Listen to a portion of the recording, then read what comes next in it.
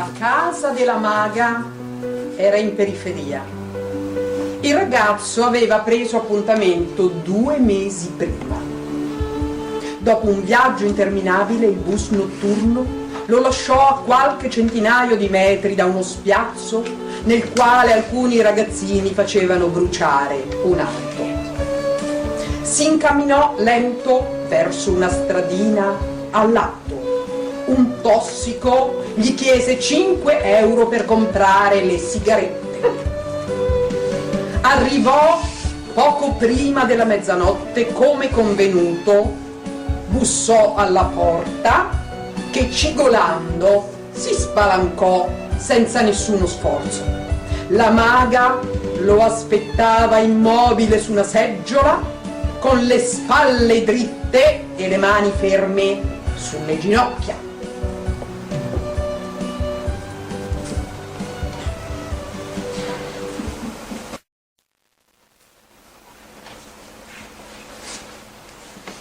Non ti illudere, anche tu, come tutti gli esseri viventi di questo e altri mondi, obbedisci alla potenza del Signore delle Tenebre. Rimasi muto. Mi domandai se per caso la maga fosse a conoscenza dei miei numerosi scheletri nell'armadio. Ci pensai un po' su. Poi mi convinsi che la maga in questo momento aveva altri pensieri su cui concentrarsi. Mostrami ora le sostanze che appartengono alla persona che vuoi colpire con i fulmini mortiferi del Signore delle Tenebre. Ecco, Azarak! Ecco, Zomelak! Ecco, Azarak! Ecco, Zomelak! Tra i tanti oggetti che la maga mi aveva chiesto di portarmi, non so come, si trovò anche il mio calzino sporco, puzzolente da lavare. Non ebbi il coraggio di dirle che era mio. Mi vergognai tremendamente.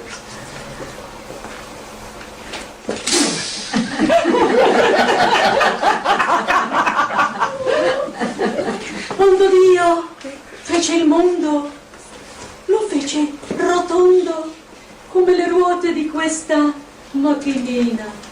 Ma il mondo non è rotondo come tu pensai. Il dominio su di esso rimane diviso fra Dio e il Signore delle Tenebre. Se ho capito bene, chiedi la fattura estrema. Sai cosa intendo, vero?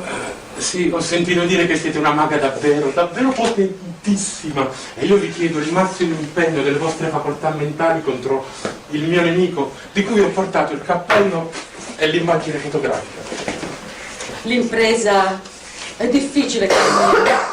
I ragazzi come lui, belli, simpatici, ricchi e intelligenti, sono ben protetti dalle gerarchie celesti. Ah sì, pure protetti dalle gerarchie celesti. Che cazzo, questi non si fanno mancare niente. Quelli come me invece? Beh, quelli come te, diciamo, come dire, sono un po' sfigati, ma forse hanno altre qualità. Ma ora, mentre pronuncerò le formule magiche, dovrai tu stesso impegnarti, perché sapienti dei regni profondi sono renitenti ad agire contro una persona, soprattutto quando la persona è così garbata, a modo come è la nostra vittima. Ah, ecco, quindi è un po' più difficile. Già, ma io sono la tua fortuna. Vi ringrazio, signora maga. Toccarmi! Come dicevo, signora maga, sono davvero disperato. Anche dallo psicologo sono andato. Non c'è più che fare. Vi dichiaro quindi fiducioso, ma sprovveduto e smarrito di fronte ai vostri malefici di cui non ho nessuna esperienza. Ho interrogato il primo pentacolo, la stella nera, e il secondo pentacolo, la stella bianca, e ho saputo che nonostante tutto i grandi arcani ci sono favorevoli. Voltiamo le spalle dunque alla barba di Dio e camminiamo sopra l'abisso di fuoco verso nuovi cieli. Dalla strada arrivavano le voci dei ragazzini che danzavano ubriachi intorno alla macchina che bruciava. La maga credo non se ne accorse neanche. Si risvegliò quando suonarono i 12 tocchi della campana di mezzanotte. Ecco! Adesso possiamo incominciare. Il demonio teme il suono delle campane, lo spuntare dell'alba, il canto del gallo, il segno della croce, l'incenso e l'acqua benedetta. Le campane hanno suonato, possiamo incominciare! Incominciamo! L'uomo forte diventerà stampa e la sua vita una scintilla!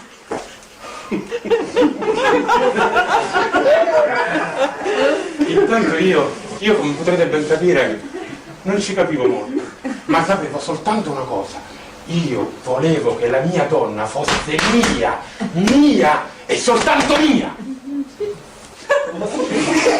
Il resto che dovevo fare?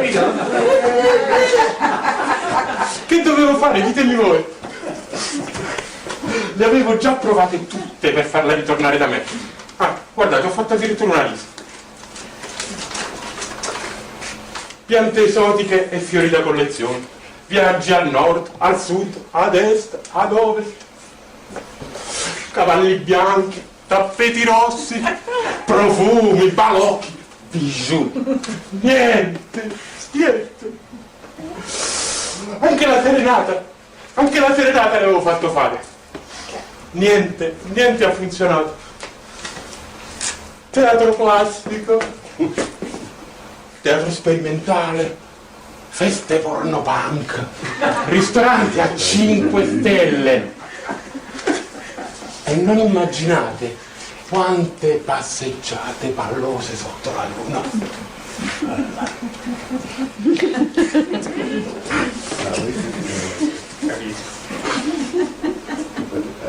Niente ha funzionato. Lei ora amava un altro e il mio affetto era stato fatto affetto. Tra di noi si era messo di mezzo anche un altro. No! Questo è troppo. È troppo. Che dovevo fare? Ditemi voi.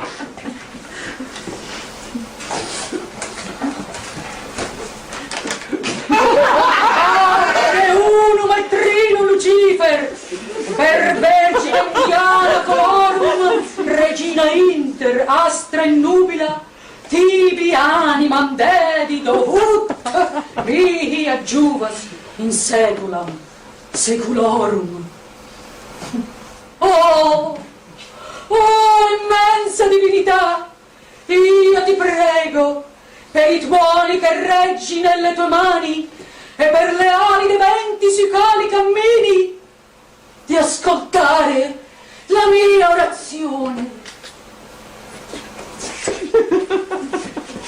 Ecco, lo vedi, la piccola nube formata dall'alito bollente dei 15 cherubini e serafini neri, la vedi?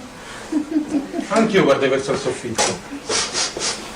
Scrutai, non sai, l'aria della stanza, ma non vedi niente. No, niente. Dies mir Justus benedictu efe tu bene manetais.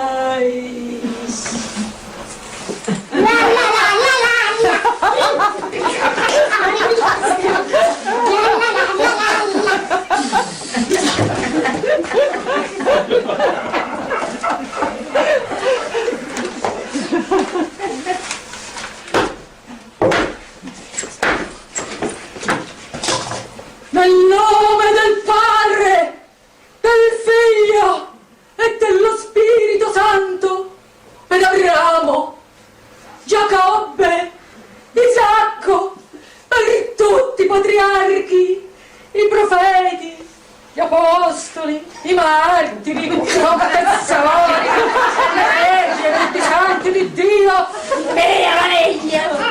Su, ritorna nelle spelonche da dove sei venuto! Via, maligno!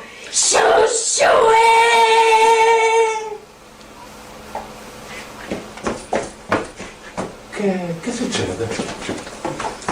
Non vuole andarsene.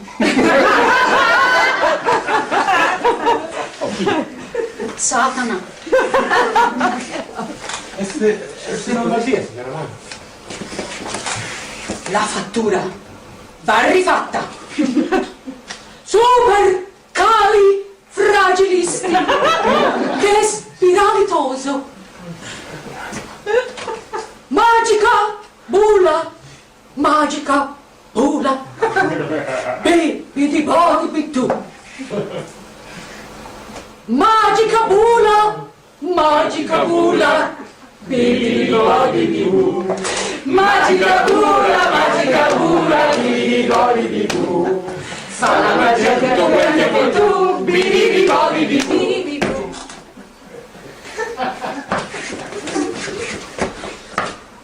Allora? Ancora niente. Scusate, signora, ma se non va via come faccio? Oh, se non va via. Senti Ciccino, capiamoci bene. Innanzitutto se non va via e sono cazzi mia, capito? Solo esclusivamente cazzi mia. Addirittura, porco.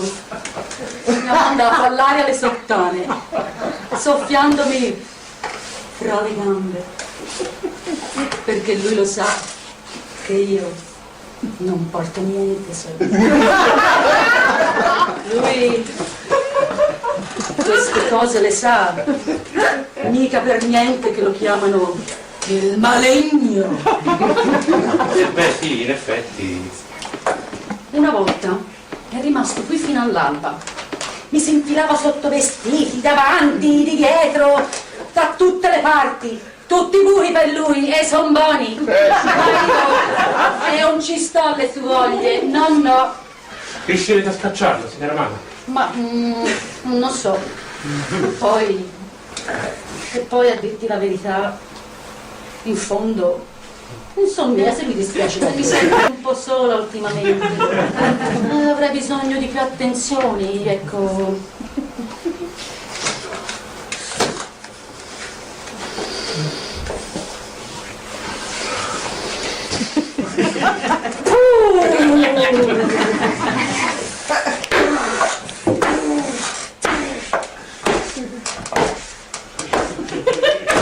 Ora basta! In nome di colui che i cieli non possono contenere, per colui che regge il coperchio del mondo, per colui che fa fumare le montagne, che la forza di questa invocazione scenda negli abissi.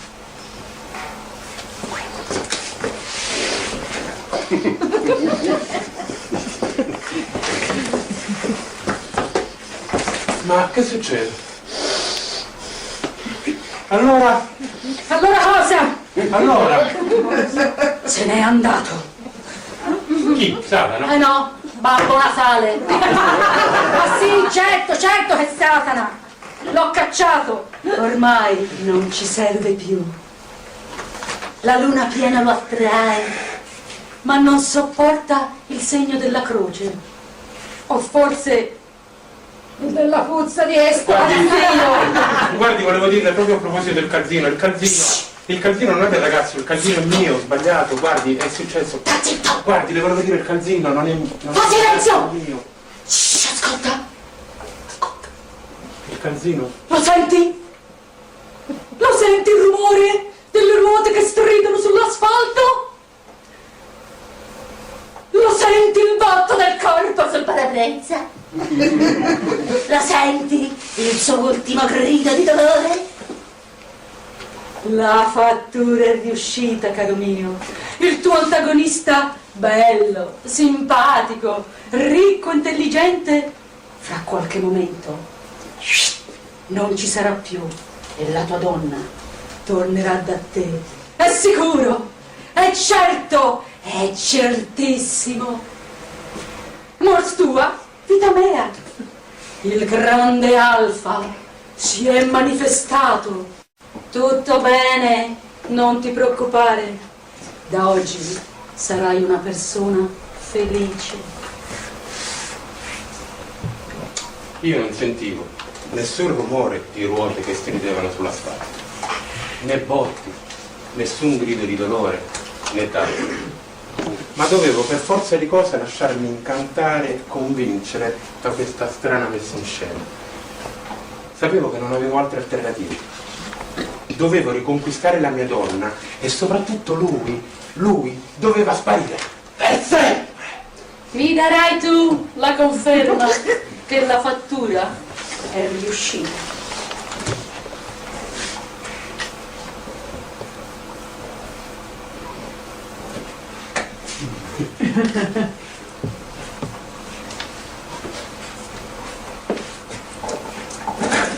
Darai tu la conferma che la fattura è riuscita. Mi darai tu la conferma che la fattura è riuscita. Quella notte il ragazzo mi chiuse la porta alle sue spalle e prese le scale.